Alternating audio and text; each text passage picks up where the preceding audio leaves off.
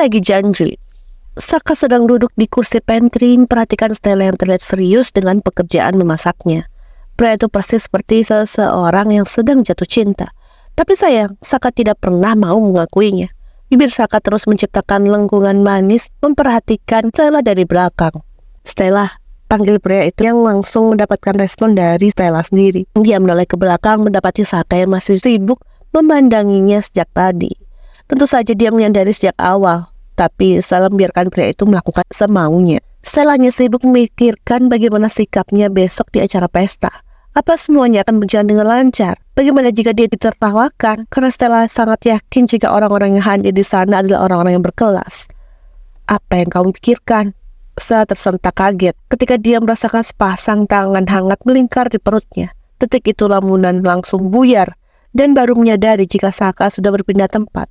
Sekarang pria itu sedang memeluknya dari belakang, meletakkan dagu di atas pundak Stella. "Tidak, Tuhan Sa. Maaf," ucap Stella lagi dan menyadari delman Saka sebagai tanda isyarat dan peringatan jika dia tidak boleh berbicara formal sampai besok di acara. Stella menahan geli ketika pria itu mencium pundaknya, bahkan sampai mengulum kulitnya dengan lembut, sebagai tanda jika pria itu menginginkan sesuatu. "Kata Tuan Branska, dia bukan tuanmu." Panggil dia Bran, Stella. Panggilan itu sama saja membuat Bran sangat spesial dan Saka tidak menyukainya. Stella menarik nafasnya dengan kasar. Sejak tadi sudah banyak sekali hal yang diralat pria itu sampai membuat dia sendiri jengah. Baiklah, tampaknya Stella memang harus membiasakan diri untuk berbicara seperti biasa. Dia akan membuang ketakutannya. "Brans bilang kamu tidak menyukai makanan rumah."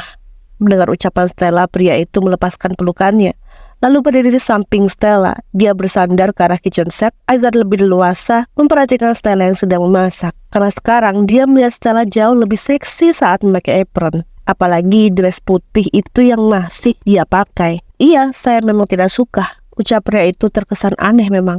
Dia meminta Stella untuk tidak berbicara formal sementara dia sendiri berbicara formal juga. "Lalu?" tanya Stella yang menghentikan gerakan tangannya mengiris sayur. Percuma saja dia memasak jika Saka tidak menyukainya. Saka menghela nafas pelan. Kedua tangannya bersedekap di depan dada dan keningnya mengerut, seolah sedang memikirkan sebuah jawaban. Dia memiliki alasan, hanya saja Saka belum mau menceritakan hal itu. Dia belum siap untuk terbuka pada orang lain, karena baginya hanya masakan mendiang ibu yang sangat nikmat dan rasanya tidak bisa ditandingi oleh masakan siapapun. Tapi entah kenapa kali ini dia seperti menginginkan masakan Stella. "Apa rasanya sama seperti masakan ibu dulu?" "Bukan apa-apa," jawab Saka pada akhirnya. "Lanjutkan saja. Saya sudah lapar." Pria itu berlalu begitu saja meninggalkan Stella yang sibuk sendiri dengan dapurnya.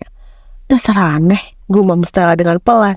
Memang tidak seorang pun bisa memahami bagaimana sikap pria itu. Sangat aneh, sepertinya dia memiliki 10 kepribadian.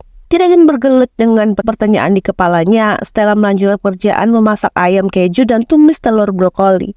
Menu ini sangat sederhana, tapi dia yakin Saka pasti menyukainya. Setelah menghabiskan waktu cukup panjang di dapur, akhirnya Stella selesai memasak. Dia menghidangkan menu di atas meja pantry.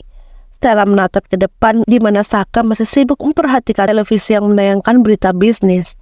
Astaga, apa kepala tidak pecah? Menonton hal yang sama sekali tidak dipahami oleh Stella. "Makan malam sudah siap," ucap Stella dari arah meja pantry. Saat yang sama, pria itu menoleh ke belakang. Dia meraih remote TV dan menutup tampilan televisi itu. Dia berjalan mendekati meja pantry lalu berdiri tepat di seberang Stella. Pemandangannya tertuju pada menu makan malam.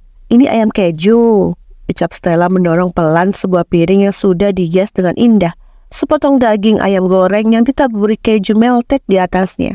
Ada beberapa lembar daun selada, tomat cherry, dan kentang rebus.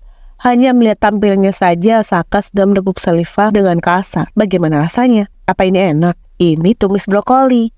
Stella meletakkan mangkuk kaca berukuran kecil berisi brokoli yang ditumis bersama telur. "Silakan makan." Pria itu tidak memberikan respon apa-apa. Dia menarik kursi lalu duduk. Rasanya sudah tidak sabar untuk menikmati makanan ini. "Boleh saya makan?" Saya tersenyum kecil sambil menganggukkan kepalanya. Kenapa harus bertanya?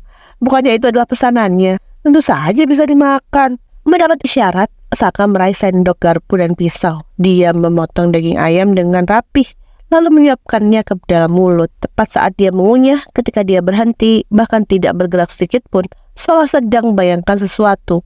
Rasanya benar-benar sampai ke hati, Dia seperti menikmati masakan ibu yang sudah lama tidak pernah dirasakan oleh lidahnya. Ini enak sekali, gumam pria itu dalam hati. Setelah selesai dengan renungannya, dia kembali memotong daging dan menyuapkan ke dalam mulut. Astaga, rasanya benar-benar di luar dugaan. Stella yang berdiri di seberang sudah terlihat was-was. Dia terlihat cemas, takut jika masakannya tidak sesuai dengan keinginan Saka. "Mbak, bagaimana?" tanyanya, berharap pria itu memberikan komentar baik. Karena sekarang dia persis seperti seorang chef yang mengikuti lomba masak dan menunggu penilaian dari juri. Saka tidak menjawab, dia terus menikmati masakan Stella, bahkan sampai mengabaikan jika ada seorang yang berdiri di hadapannya. Sampai akhirnya Saka sadar jika piringnya kosong. Sepotong ayam keju sudah habis tanpa tersisa. Pria itu melongo sendiri. Dia meletakkan garpu dan pisaunya, lalu mendongak menatap Stella. "Sudah habis?" tanyanya yang keheranan sendiri. Stella yang bingung pun hanya mengangguk kaku. "Ya tentu saja habis, karena sejak tadi pria itu bahkan tidak berhenti mengunyah." Buru-buru Stella menuangkan air soda lalu meletakkan benda itu di hadapan Saka. Perannya sekarang benar-benar menyerupai seorang istri yang sedang melayani sang suami. Setelah menyudahi dahaganya, Saka meletakkan benda itu di atas meja pantry tanpa memberikan komentar apapun. Dia berdiri. "Besok dan seterusnya, saya ingin kamu masak." Hanya itu yang keluar dari bibir Saka. Lalu dia melangkah menuju kamar, meninggalkan Stella yang keheranan. Dia menatap punggung pria itu yang sudah semakin menjauh dan menghilang di balik pintu kamar. Astaga, Saka bahkan tidak mengatakan apapun, apakah masakannya enak atau tidak. Tapi detik kemudian Stella malah tersenyum manis. Dia terlihat tersipu malu ketika menyadari jika Saka ketagihan dengan masakannya. Stella selesai merapikan dapur. Dia kembali ke dalam kamar untuk membersihkan diri dan tidak tahu apa yang dilakukan Saka di dalam kamarnya. Biarkan saja, mungkin pria itu kelelahan karena seharian ini mereka menjalani banyak tempat. Stella baru saja keluar dari kamar mandi hanya memakai jubah handuk selutut berwarna putih. Dia sedang mengeringkan rambutnya menggunakan handuk kecil dan tanpa disadari Saka sudah berdiri di depan pintu. Pria itu selalu saja seperti hantu, tiba-tiba muncul dan tiba-tiba pergi.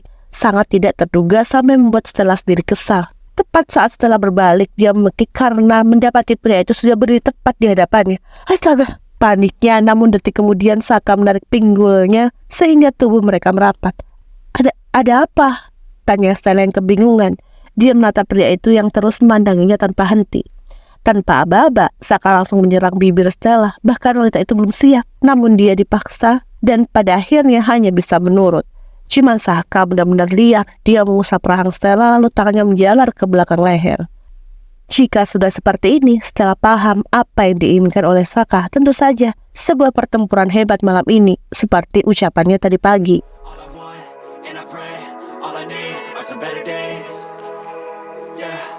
All I need are some better days, 'cause all I want, and I pray, I believe in the better days.